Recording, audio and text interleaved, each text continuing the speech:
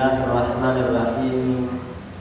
Assalamualaikum warahmatullahi wabarakatuh. Waalaikumsalam warahmatullahi wabarakatuh. Alhamdulillah. Alhamdulillahilladzi hadana li hada wa ma kunna linahtadiya laula an hadana Allah. Allahumma sholli ala sayyidina Muhammadin al-fatih lima ughliqa wal khatim lima sabaqa nasirul haqqi bil haqq wal hadi ila siratikal mustaqim wa ala alihi wa sahbihi haqqa qadrihi wa miqdarihi al-azim. Amma ba'du. Yang saya hormati para orang tua, para sesepuh, para tokoh masyarakat, wabil khusus seluruh pengurus masjid Nurul Huda, semoga berkumpulnya kita di rumah Allah ini mendapat ridho dari Allah Subhanahu wa taala. Allah ampuni segala dosa-dosa kita, Allah permudah segala urusan kita, dan semoga amal kita yang sedikit ini dicatat oleh Allah Subhanahu wa taala sebagai amal soleh yang memudahkan kita untuk masuk ke dalam surganya Allah Subhanahu wa taala. Amin. Allahumma amin. Hadirin hadirat yang dimuliakan Allah Subhanahu wa taala, ketahuilah tidak ada satu kitab yang banyak dibaca melebihi Al-Qur'anul Karim. Tidak ada di dunia ini suatu kitab yang dikaji sebanyak dikajinya Al-Quranul Karim, dan tidak ada suatu kitab di dunia ini yang dihafal di hati-hati manusia seperti Al-Quranul Karim, dan tidak ada satu kitab yang terjaga dari perubahan baik penambahan maupun pengurangan seperti Al-Quranul Karim. Jadi apabila ada orang-orang yang berusaha ingin merubah, ingin mengurangi atau menambah sedikit pun ayat suci Al-Quran, pasti tidak lama itu akan ketahuan. Maka dari itu ayuhal ibadah rahimakumullah, di bulan Ramadan ini, bulan turunnya Al-Quran, mari kita lebih dekat lagi dengan Al-Quran. Jangan sampai di rumah kita terlewat satu hari saja tanpa ada bacaan Al-Quran. Perhatikan anak-anak kita, jangan sampai anak-anak kita lisannya kosong dari membaca Al-Quran. Apabila anak kita tidak makan seharian, pasti kita pusing. 3 hari tidak makan, kita pasti akan mencari dokter agar anak kita mau makan. Lalu bagaimana apabila anak kita sehari tidak baca Quran, 3 hari tidak baca Quran, seminggu tidak baca Quran? Bagaimana perasaan kita? Hati-hati, jangan sampai anak kita jauh daripada Al-Quran, karena nasibnya nanti akan mengkhawatirkan saat berjumpa dengan Allah Subhanahu wa taala. Lalu untuk apa Allah Subhanahu wa taala menurunkan Al-Quran? Allah berfirman, "Syahrul Ramadan alladzi unzila fihi al-Qur'an hudan lin-nas wa bayyinatin minal huda wal furqan." Bulan Ramadan adalah bulan turunnya Al-Quran. Untuk apa Allah menurunkan Al-Quran? Hudan lin-nas, sebagai petunjuk bagi manusia, penjelas, wal furqan, dan pembeda antara yang hak dan yang batil. Jadi barang siapa yang ingin selamat dunia dan akhirat, bahagia di dunia dan akhirat, ikuti petunjuk Al-Quran. Nabi besar Muhammad SAW bersabda, "Man ja'ala al-Quran amamahu qadahu ilal jannah, wa man ja'ala al-Quran wara'a dhahri saqahu ilan nar." Barang siapa yang menjadikan Al-Quran sebagai imamnya, sebagai petunjuknya, maka Al-Quran akan membawa dia ke surga. Dan barang siapa yang menyia-nyiakan Al-Quran, yang tidak mempraktekkan Al-Quran, maka Al-Quran akan menyeret dia ke dalam adab api nerakanya Allah Subhanahu wa taala. Bapak-bapak, ibu-ibu yang dimuliakan Allah Subhanahu wa taala, perlu diketahui Al-Quran turun pada manusia-manusia yang terkenal jahiliyah. Saat itu Al-Quran turun pada manusia-manusia yang terkenal dalam kegelapan kekafiran, kegelapan kemusyrikan, kegelapan kemungkaran, kegelapan kebodohan. Al-Quran turun kepada mereka. Namun setelah mereka mendapat petunjuk Al-Quran, mengamalkan isi Al-Quran, yang tadinya mereka terkenal manusia jahiliyah, berubah menjadi manusia terbaik, hingga dipuji oleh Nabi besar Muhammad SAW. Khairul qurun qarni, tsumma alladziina yalunahum, tsumma alladziina yalunahum. Sebaik-baiknya masa adalah masaku. Masanya Nabi, masanya sahabat itu masa yang paling baik. Tidak bisa ditandingi oleh masa-masa setelahnya. Setelah itu masa tabi'in dan masa tabi'ut tabi'in. Ini yang disebut masa salafun sholih. Jadi kalau disebut salafun sholih, ini adalah masa sahabat, tabi'in dan tabi'ut tabi'in. Lihat, tadinya manusia jahiliyah, manusia bodoh, penuh dalam kegelapan, kemungkaran, kezaliman dan seterusnya, berubah menjadi manusia terbaik disebabkan mengikuti petunjuk Al-Quran. Dulu Pak, dulu Bu, sebelum diturunkannya Al-Quran, itu manusia jahiliyah, mereka hanya dikarenakan masalah sedikit itu menjadi bermusuhan, bahkan bisa berperang. Tercatat dalam sejarah, ada di Madinah itu suku Aus dan suku Khazraj itu selalu bermusuhan, selalu berperang. Bahkan permusuhan mereka diwariskan kepada anak cucunya. Bayangkan betapa jahiliyahnya perbuatan ini. Kalau harta diwariskan enak, betul Pak tidak? Ya, rumah, tabungan diwariskan bagus. Ini yang diwariskan adalah permusuhan. Padahal awalnya nih adik kakak bermusuhan, bahkan diwariskan. Anak cucunya nggak ada masalah Bu. Anak cucunya nggak pernah bermusuhan, akan tapi diwariskan oleh orang tuanya, sehingga permusuhan ini berlangsung sampai 120 tahun.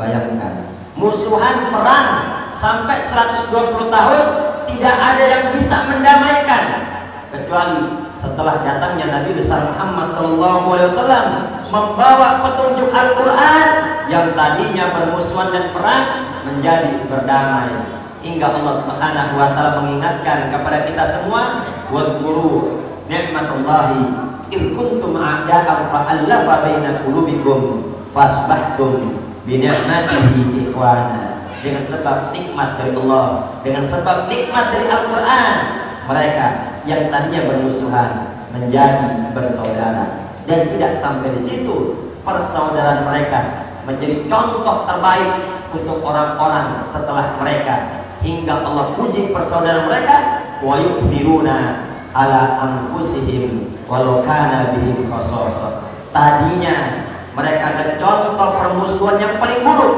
berubah menjadi contoh persaudaraan yang paling baik untuk orang-orang setelah mereka. Subhanallah. Dan tidak sampai di situ, Al-Quran ini mempersaudarakan bukan hanya suku Aus dan Khazraj, yang lain suku pun, yang lain bahasa pun, yang berbeda warna kulit pun, yang berbeda negara pun, disatukan oleh petunjuk Al-Quran.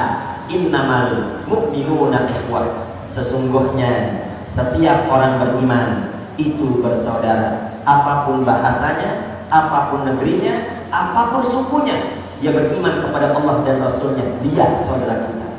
Dan tidak sampai di situ, Al-Quran mengajarkan kepada kita, persaudaraan kita bukan hanya sesama jenis manusia saja, akan tapi dengan bangsa jin pun yang beriman, kita bersaudara. Bahkan Nabi besar Muhammad melarang para sahabat untuk mengganggu mereka. Fala tastanju biha fa innaha ta'amu ikhwanikum. Hai sahabat-sahabatku, jangan kalian istinja, jangan kalian cebok dengan tulang-tulang. Kenapa? Karena tulang-tulang itu adalah makanan saudara-saudara kalian dari bangsa jin. Lihat Al-Quran, petunjuk bagi kerusakan masyarakat ketika itu. Dan tidak sampai di situ. Sebelum turunnya Al-Quran, Sebelum datangnya Nabi besar Muhammad SAW, orang-orang jahiliyah memiliki pola pikir yang rusak, cara pandang yang hancur. Bayangkan, mereka memandang wanita sebagai orang-orang yang hina, sebagai makhluk yang hina, sehingga mereka apabila mendapatkan putri wanita, mereka merasa malu, mereka merasa terhina. Bahkan Allah gambarkan di dalam Al-Quran betapa marahnya mereka. Idza busyira ahaduhum bil untha dhalla wajhuhu muswaddan wa huwa qadim. Itu mereka apabila diberi kabar telah lahir anak perempuan, wajahnya berubah menjadi hitam. Bayangkan, orang kalau marah biasanya wajahnya berwarna merah, tapi ini bukan merah lagi. Digambarkan oleh Al-Quran wajahnya hitam, saking marahnya. Pola pikir yang salah. Masa anak perempuan dianggap hina dan dianggap memalukan? Datang Al-Quran memberi petunjuk kepada mereka, memperbaiki pola pikir yang salah dan cara pandang yang hancur, sehingga berubah. Yang tadinya manusia-manusia menghinakan wanita, berubah menjadi wanita-wanita, menjadi manusia-manusia yang sangat memuliakan wanita, menjunjung tinggi wanita disebabkan petunjuk Al-Quranul Karim. Sebagai penutup, tidak sampai di situ. Jadi Al-Quran bukan hanya petunjuk untuk kerusakan masyarakat, bukan hanya petunjuk untuk pola pikir dan cara pandang yang salah. Al-Quran juga sebagai petunjuk bagi hati-hati yang bermasalah, bagi hati-hati yang rusak, itu mendapat petunjuk disebabkan Al-Quranul Karim. Sayyidina Umar bin Khattab radhiyallahu anhu ketika mendengar berita bahwasanya patung sesembahan mereka disebut oleh Nabi besar Muhammad itu patung la yadur wa la yanfa, itu patung tidak membawa manfaat, tidak membawa mudarat, itu hanya patung, bukan Tuhan. Marah Sayyidina Umar. Bayangkan Sayyidina Umar, Tuhannya dihina, dia tidak terima. Ini bukan orang tua yang dihina, Tuhannya dihina, dia tidak terima. Dia terima, dia marah kepada Nabi besar Muhammad, dia kuatkan pedangnya, dia cari Muhammad. Sampai di jalan bertemu dengan salah seorang. Ya Umar, kau mau kemana? Aku ingin membunuh Muhammad, aku tidak terima Tuhanku dihina oleh dia.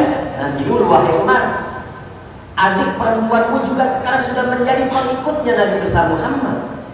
Mendengar itu bertambah kemarahan Sayyidina Umar. Dia yang tadinya ingin langsung kepada Nabi besar Muhammad, dia berubah arah menuju rumah adiknya. Sesampai di rumah adiknya, itu pintu didobrak, didapati adik perempuannya sedang membaca Al-Quran dengan suaminya. Marah Sayyidina Umar, dipukul, ditempel itu adik perempuannya. Kemudian dia melihat lembaran-lembaran Al-Quran, diambil itu lembaran-lembaran Al-Quran, penasaran akan isinya. Dibaca kebetulan surah Toha. Toha, ma anzalna alaikal Qur'ana litashqa illa tadhkiratan liman yakhsha.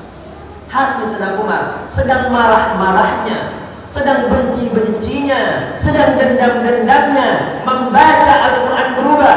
Yang tadinya marah menjadi tenang, yang tadinya benci berubah menjadi cinta, yang tadinya ingin membunuh Nabi besar Muhammad berubah ingin menjadi pengikut Nabi besar Muhammad Sallallahu Alaihi Wasallam. Sayyidina Umar, beliau orang yang cerdas, orang Arab, mengerti isi Al-Quran. Sebagaimana ayat yang saya bacakan di awal tadi, Syahrul Ramadan alladzi unzila fihi al-Qur'an hudal linnas, petunjuk bagi manusia, bukan hudal lil mukminin. Allah tidak berfirman hudal lil mukminin. Kalau hudal lil mukminin hanya petunjuk bagi orang-orang beriman, tapi Allah menyebutkan di sini hudal linnas, bukan hanya orang beriman.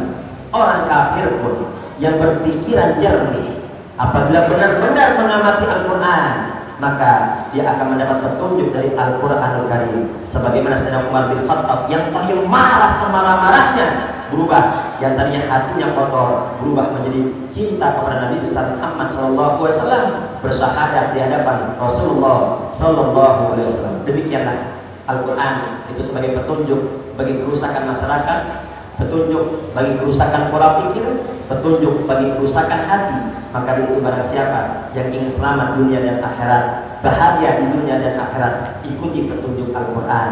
Jangan sampai kita membelakangi Al-Quran.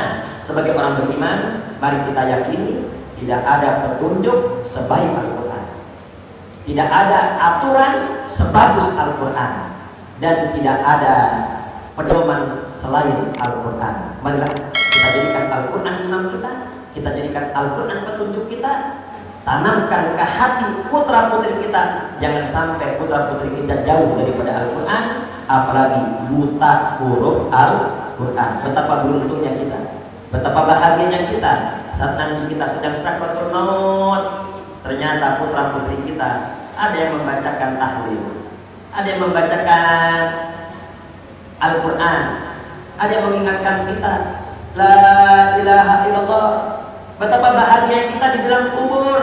Ketika kita dalam kubur ternyata putra putri kita sibuk membaca Al-Quran, bersedekah diniatkan untuk kita. Dan betapa ruginya kita apabila kita wafat di dalam kubur, amal kurang, dosa banyak, putra putri kita tidak bisa membaca Al-Quran, justru sibuk dengan maksiatnya, dikarenakan kita sewaktu di dunia tidak mendekatkan mereka dengan Al-Quran. Baik, mungkin nanti ini dapat saya sampaikan. Semoga Allah Subhanahu wa taala memberikan taufik hidayah kepada kita. Allahumma a'inna 'ala syiyam wal qiyam wa tilawatil Quran. Ya Allah, bantu kami untuk terus-menerus puasa, terus-menerus istiqomah salat tarawih, dan bisa istiqomah senantiasa membaca Al-Quran dan mengamalkan isinya, sehingga kita semua selamat di dunia, selamat di akhirat, bahagia di dunia, bahagia di akhirat. Amin, amin ya rabbal alamin. Akhirul kalam. Wassalamualaikum warahmatullahi wabarakatuh.